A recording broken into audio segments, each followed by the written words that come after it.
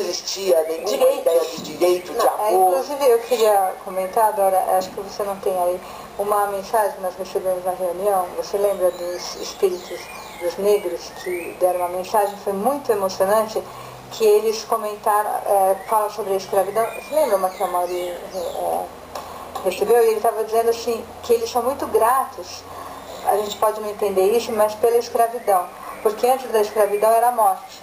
Então veja como é interessante a gente ter essa visão mediúnica, porque o que acontece para nós, hoje que vivemos tão próximo ainda dessa questão da escravidão, a gente ainda vê isso com um espanto, né?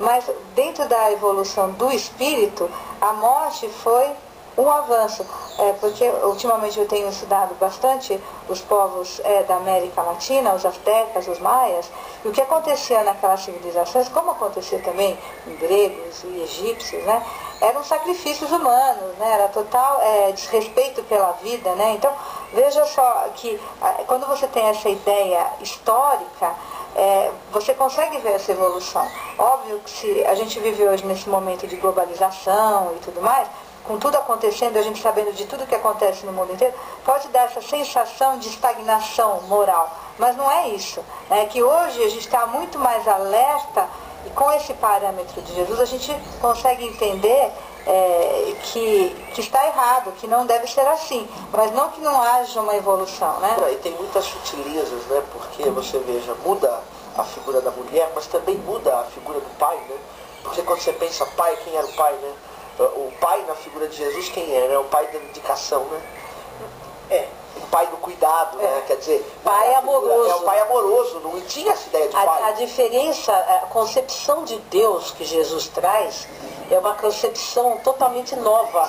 Porque antes, sejam os deuses romanos, gregos, ou fosse o próprio Jeová do Velho Testamento, eram deuses que castigavam, de dar medo, que as pessoas tinham que se submeter. Agora, Jesus temer a Deus. Né? Agora, Jesus traz um Deus amoroso, paterno. E com isso inaugura também uma nova concepção de paternidade. Porque, na verdade, o que acontece? Ele muda todo esse contexto, é um novo homem e um novo Deus. Um novo Deus, uma nova sociedade, e com isso uma nova família, né? Um novo modelo de educação e uma nova figura de pai, porque inaugura um pai diferente que não existia.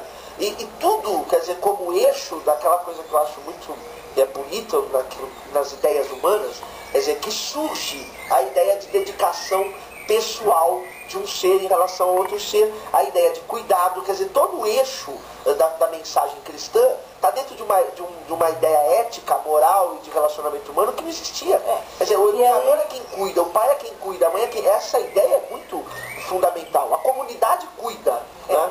E nesse sentido nós temos que dizer que, embora haja uma semelhança muito interessante, profunda, entre a ética cristã e a ética budista, no sentido da cuidado, da compaixão, etc., na ética de Jesus existe essa questão da familiaridade, o que dá um caráter de amor mais íntimo, mais próximo, mais individual. A compaixão budista ela é mais impessoal, né? Porque há uma relação mais impessoal, né? Então é um novo amor também, mais profundo que até daqueles espíritos que vieram trazer um conceito de amor anterior a Jesus. Eu acho assim, fazendo um paralelo entre o amor paternal, né, que foi inaugurado dessa maneira com Jesus, a gente vê também essa questão da reencarnação, né? Quer dizer, o pai é aquele que encarna um projeto que não é dele, né? É o cuidar de forma que ele encampa um projeto que é o do filho, né? Que é o que a gente vê nessa questão, né, de Deus e Jesus. É um complementando o projeto do outro, a missão humana.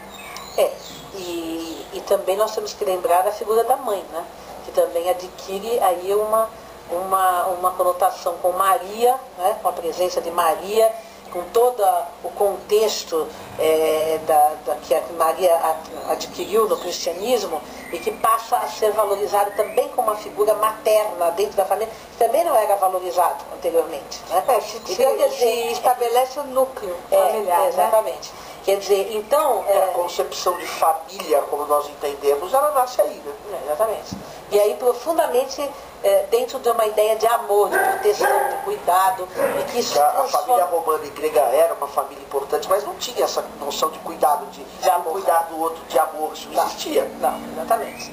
Então, quer dizer, aí há realmente uma inovação em todos os sentidos, né? E isso se estende ao plano político também, porque a ideia de igualdade revoluciona e é uma das coisas que provoca a queda do Império Romano, né? Porque é a ideia de que todos eram iguais, de que não existia bárbaros e romanos e gregos e escravos e senhores, mas todos eram filhos de Deus.